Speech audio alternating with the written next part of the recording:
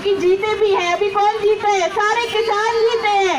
लड़े हैं, लड़े हैं, तो अल्पसंख्यकों पे हमले नहीं सहेंगे। अरे अल्पसंख्यकों पे हमले नहीं सहेंगे, दलितों पे हमले नहीं सहेंगे, ईसाइयों पे हमले नहीं सहेंगे। आवाज दो, महिलाओं की एकता जिंदाबाद, महिलाओं की एकता जिंदाबाद। अरे पेट्रोल डीजल रसोई गैस के बड़े दाम वापस लो, रसोई गैस के दाम वापस नहीं सहेंगे। अरे मोदी योगी मुर्दाबाद, संविधान पे हमले नहीं सहेंगे। किसान मजदूर महिला एकता जिंदाबाद, महिला एकता जिंदाबाद। महंगाई पर रोक लगाओ, महिलाओं पे हिंसा नहीं सहेंगे, महिलाओं पे हिंसा नहीं सहेंगे। अरे मोदी सरकार शर्म करो, मोदी सरकार की तानाशाही नहीं चलेगी, मुसलमानों पे हमले नहीं चलेंगे।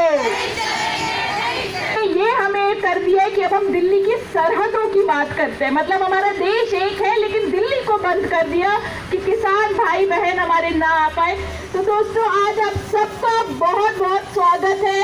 और आज का जो कार्यक्रम है वो री इमेजिनिंग इंडिया, मेरे सपनों के भारत मुहिम के तहत किया जा रहा है।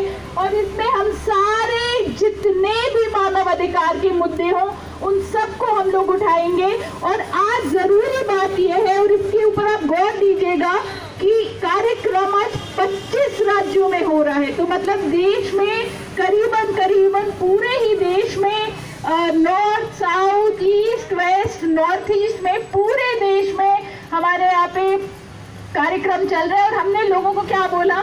हमने बोला कि ऐसा नहीं है कि एक ही तरीके का कार्यक्रम करो, जहाँ हो जैसा कार्यक्रम कर सकते हो आप करो। आप कहीं पर छोटा ग्रुप बना के फेसबुक लाइव करिए, कहीं पर मिलकर सवाल उठाइए, कहीं पर वेबिनार करिए। तो इस प्रकार से पूरे देश में 25 राज्यों में री इमेजिनिंग इंडिया, मेरे सपनों का भारत के तहत सब लोग अपनी एक कल्पना कर रहे हैं, अपना एक बता रहे हैं कि उनके सपनों के भारत में किस प्रकार की उनकी एक कल्पना है, कि मानव अधिकार किस प्रकार के हो, महिला अधिकार किस प्रकार के हो, दलित अधिकार किस प्रकार के हो। तो साथियों आप सबका बहुत बहुत स्वागत है। और जैसा मैंने पहले बोला कि अंतर्राष्ट्रीय मानव अधिकार दिवस है आज, तो उस सब के लिए हम सबको बहुत बहुत जिंदाबाद। और मैं सबसे पहले मैं बुलाना चाहूंगी अंजलि जी को, यदि अंजलि जी आके थोड़ा कार्यक्रम के बारे में हमें बता दें और फिर हम जिंदाबाद।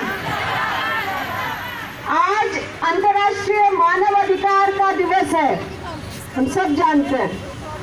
और हम ये भी जानते हैं कि हमारे देश में मानव अधिकारों पर किस तरह से हनन चल रहा है। जानते हैं कि नहीं जानते हम ये बात? हमें रोजमर्रा की जिंदगी में जिस तरीके से हमारे जीवन के अधिकार पर, जीवन के अधिकार में क्या क्या जुड़ा है? खाने का अधिकार जुड़ा है कि नहीं जुड़ा है?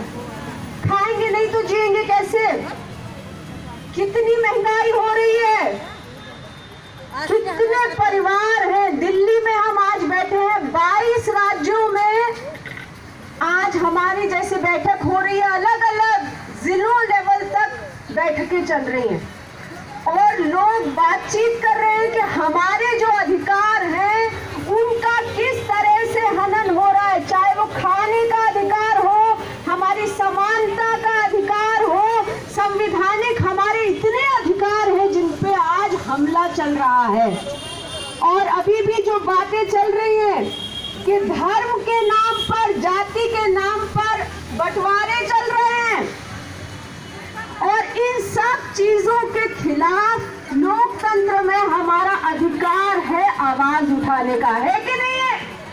और उस अधिकार पर भी हमला चल रहा है। जो आवाज उठाते हैं उनके खिलाफ भी गलत तरीके से एक्शन ले रही है सरकारें।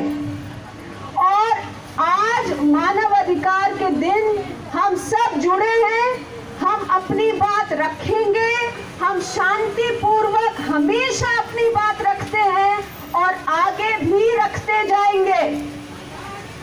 और हमारी सरकारों से सीध अधिकार देता है, मानव अधिकार है, उनका पालन होना चाहिए। लोगों को बोलने का अधिकार होना चाहिए, हमारी बोलने की आजादी के ऊपर कोई रोक नहीं होनी चाहिए। हमारे जीवन के अधिकार पर, हमारे इस अधिकार पर कि हम समानता से जी सके, जिस रिलीजन को चाहे फॉलो कर सके, अपनी चॉइस के अधिकार पर हम अटल रहेंगे, हम जमे रहेंगे और हम सड़कों पर उतरते रहेंगे। इतने समय से कोविड के नाम पर लोगों को जमा नहीं होने दिया जा रहा और आज यही एक मंशा थी कि इतने समय से बाजार चलते हैं, बड़ी बड़ी रैलियां होती हैं, उनके ऊपर कोई रोक नहीं है। लेकिन अगर हम जाके कह दें कि हम सब मिलना चाहते हैं, हम अपनी बात रखना चाहते हैं, तो उसके ऊपर कोविड की याद आ जाती है कि नहीं? तो हम सब आज मिले हैं और हम लोग अपनी बात को लगातार रखते रहेंगे। हमारे साथ में बहुत सारे संगठन जुड़े हैं आज यहाँ पर, क्योंकि बहुत बड़ा नहीं होने दिया। हम तो यहाँ से चाहते थे कि मार्च हो, जंतर मंतर तक मार्च नहीं होने दी गई है। हम लोग यहीं बैठे हैं और हम अपनी बात रखेंगे, सभी लोग रखेंगे, सभी संगठन रखेंगे जो यहाँ पर जुड़े हैं और साथ ही में सांसद भी आएंगे और अपनी अपनी बात रखेंगे। हम जानते हैं कि अभी संसद का सत्र चल रहा है और संसद में जो काम होने चाहिए, जिस तरीके से होने चाहिए हैं, वो भी नहीं हो रहे। बिना किसी विचार विमर्श के, बिना बातचीत करे लोग कानून पास किए जा रहे हैं। कानून आते हैं जो गैर संवैधानिक होते हैं, जो लोगों के अधिकारों का हनन करते हैं, लेकिन उन कानूनों पे लोगों से बात किए बगैर, सांसदों के आपस में चर्चा हुए बगैर कानून पास हो रहे हैं।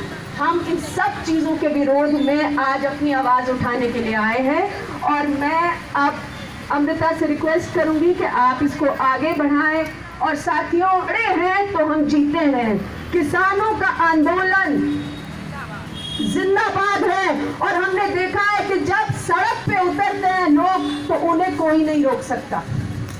और आज वहां पर सारे बॉर्डर्स पर, दिल्ली की सरहदों पर, हमें तो दिल्ली की सरहदें भी याद दिला दी, मतलब रोक दिया वहां पर लोगों को। देखिए कैसे बांट रहे हैं। और वहां से आज और कल में लोग वापस जा रहे हैं क्योंकि जीत हुई है। लोग आए, लोग बैठे, लोग डटे रहे और सरकार कितनी भी तानाशाह हो, लोकतंत्र में सरकार को झुकना पड़ेगा अगर असंवैधानिक काम हो।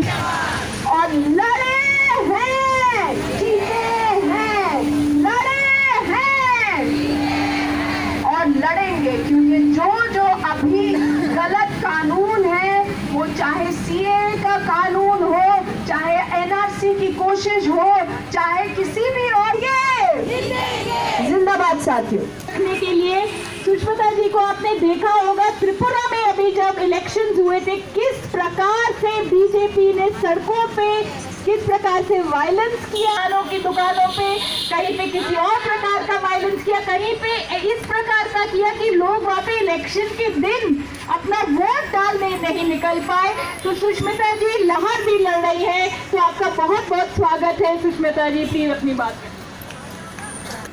मैं सांसद हूँ उसको तो हटाओ ना, कहाँ से और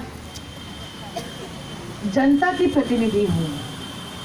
मेरा काम है, पेन की जरूरत है, क्योंकि आम आदमी, आम वोटर जिसको फ्री में राशन मिलता है या जिसको अपने बैंक अकाउंट में 500 रुपए मिलते हैं या जिसको किसी तरह की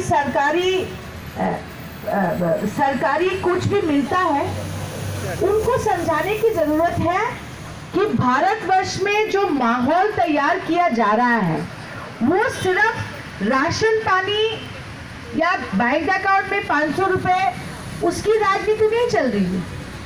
ये एक तरीका है एक लोकतंत्र में लोगों को भटकाने का, क्योंकि इस देश में क्या हो रहा है, इस देश में ऑपोजिशन विरोधी दल जितने भी हैं या विरोधी दल के जितने भी नेता हैं उनकी जुबान को बंद किया जा रहा है। आज किसानों की जुबान को बंद किया गया, पर मुझे गर्व है कि किसानों ने ये जरूर साबित कर दिया कि लोकतंत्र के देश में, जहाँ लोकतंत्र में हम विश्वास रखते हैं, वहाँ सरकार बड़ा नहीं होता, प्रधानमंत्री बड़े नहीं होते, कोई मुख्यमंत्री बड़ा नहीं होता, पर जनता बड़ी होती है। और किसानों ने ये पूरे विश्व को दिखा दिया है। आज इंटरनेशनल ह्यूमन राइट्स डे है। मैं त्रिपुरा के बारे में संक्षिप्त में बोलूंगी। त्रिपुरा एक छोटा सा राज्य है नॉर्थ ईस्ट में, वहाँ पे भारतीय जनता पार्टी की सरकार है, पर वहाँ पे सरकार क्या कर रही है कि सरकार किसी भी ऑपोजिशन पार्टी को किस तरह का प्रचार नहीं करने दे रही।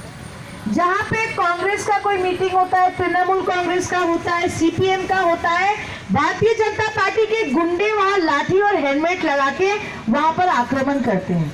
मतलब हम प्रचार तक नहीं कर सकते, हम अपना झंडा नहीं लगा सकते, हमारे ऊपर फॉल्स केस कर दिया जाता है, और जब हमें मारा जाता है हम एफआईआर दर्ज करते हैं, किसी को अरेस्ट नहीं करते हुए। मेरा दाहिने हाथ की छोटी उंगली तोड़ दी,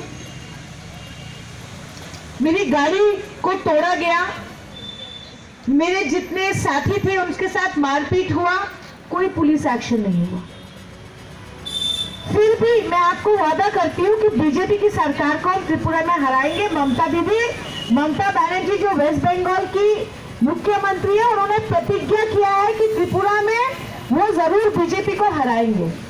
और एक और बात, त्रिपुरा में जब देख रही है बीजेपी की वो जीत नहीं पाएगी, उन्होंने क्या किया, उन्होंने त्रिपुरा में पोलराइजेशन करने की कोशिश की। आपने देखा कि बांग्लादेश में कुछ ऐसी घटनाएं घटी जिसका पूरे देश में, जिसका पूरा देश में खंडन हुआ, और भारत के लोगों ने भी कहा कि बांग्लादेश में जो हुआ वो होना नहीं चाहिए था। पर भारतीय जनता पार्टी ने क्या किया, उसका पूरा पोलराइजेशन करके त्रिपुरा बांग्लादेश बॉर्डर के बिल्कुल पास है, वहां पर मंदिर और मस्जिद की राजनीति उन्होंने शुरू कर दी। जब ये बात पूरे देश में फैली तो पत्रकार वहां गए कि त्रिपुरा में क्या हो रहा है, तो आप विश्वास नहीं करेंगे, उन्होंने यूएपीए, मैंने देखा यहाँ यूएपीए के खिलाफ भी कहीं लिखा हुआ है। यूएपीए एक ऐसा कानून है जो आतंकवादियों के खिलाफ लागू होता है। ये यूएपीए को लागू कर दिया इन्होंने पत्रकारों के खिलाफ, 102 ऐसे पत्रकारों के खिलाफ ये उग्रपंथी का उन्होंने यह देशद्रोह का कानून लगा दिया। सबको सुप्रीम कोर्ट में बेल लेना पड़ा, यहाँ पे पता है। पर ये एक ऐसी लड़ाई है जो भारतवर्ष के लोग ये लड़ाई हम विदेशियों से लड़ चुके हैं, तो भारतीय जनता पार्टी क्या चीज है उससे हम लड़ेंगे। और सबसे अच्छा ये लगा, यहाँ पे पुरुष लोग तो काफी हैं, पर महिलाओं, मातृशक्ति की जो यहाँ पर बहुमत है इस सभा में, उसको मुझे देख के बड़ा अच्छा लगा। और मोदी जी को अगर कोई हरा सकते है तो मातृशक्ति हरा सकती है, मातृशक्ति हराएगी। और हम आपसे वादा करते हैं, ऑल इंडिया तृणमूल कांग्रेस से हमारी चेयरपर्सन महिला है, ममता बनर्जी है। ममता दीदी ने एक चीज तो करके दिखाया, उन्होंने बंगाल में अमित शाह और मोदी को दो बारी हरा के दिखा दिया, और एक पेड़ पे उनका पैर तोड़ दिया था, पर फिर वो भिड़ गई। और हम बंगाल में कहते हैं और पूरे देश में कहेंगे कि खेला हो गए। और आप सबका बहुत बहुत धन्यवाद। और एक चीज मैं कहती हूँ कि हम विरोधी दल के जितने भी नेता हैं, जब तक मानव अधिकार पे आक्रमण होगा हम सब एक रहेंगे और आपके साथ रहेंगे। आप सबका बहुत बहुत धन्यवाद। जय हिंद।